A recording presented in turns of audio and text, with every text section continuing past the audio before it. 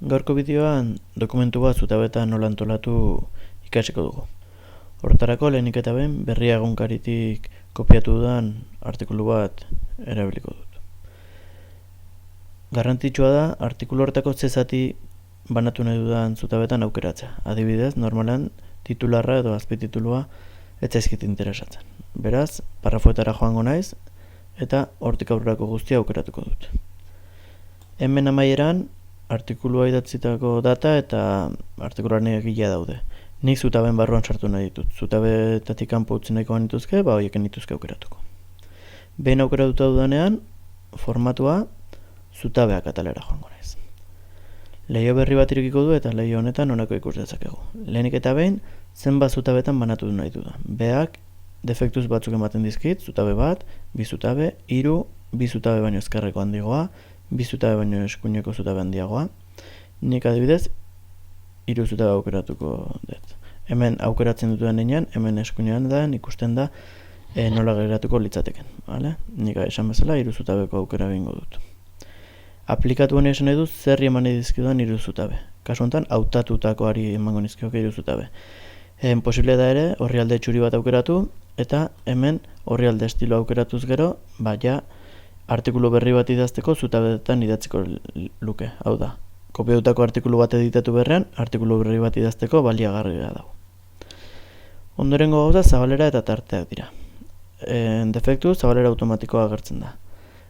Hori ondo dago eta ikusten duzuen bezala, zutaben zabalerak berdinak agertzen dira eta tarteak ere beraien artean berdinak.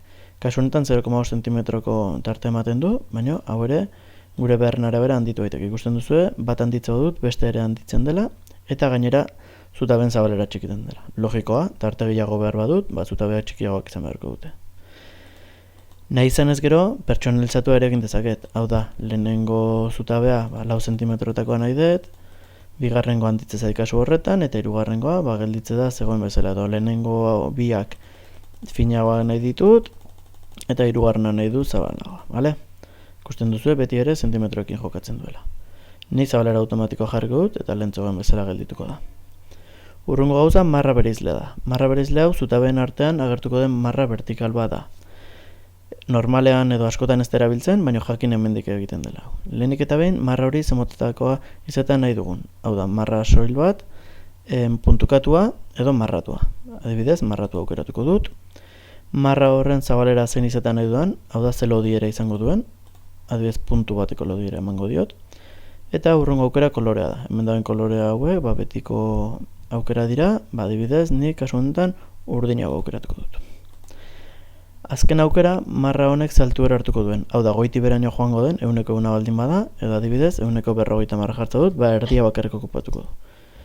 Behin erdia okupatuko duela esaten dudanean, erdi hori nondik hastean nahi dudan aukeratu beharko dut. Hau da, kokagunea. Goitik erdiraino izango den, erdian kokatuko den, edo betik erditik bera izango den. Vale? Segun eta ze proportzio ematen diogun, bezberden gelduko. Normalena izaten da erdian jartzea, baina ez da beharrezkoa. Jakin hor dagoela aukera hori. Orain ados botoia sakatze badut, jada egindako aldaketa guztiak agertuko zizkit. Hau da, 3 zutabe daude, 3 zutabe berdin, tarte berdina dagoena zutaben artean, eta 150 okupatzen duen marratu urdin bat.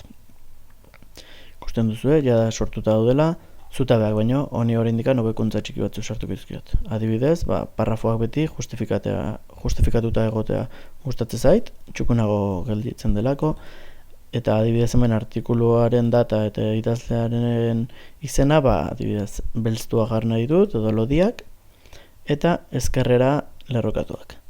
Eskuinera lerrokatu jarriko nituzke, adibidez, zutabe honen eskuinera lerrokatuko lirateke. Vale? Markatu ezkerrera. Eskuinera ez horri guztiaren ezkerrera. Eskuinera jartza dut aldiz, eskuinera lerrokatuko litzake. Beraz, hau oraingoz horra utziko dut.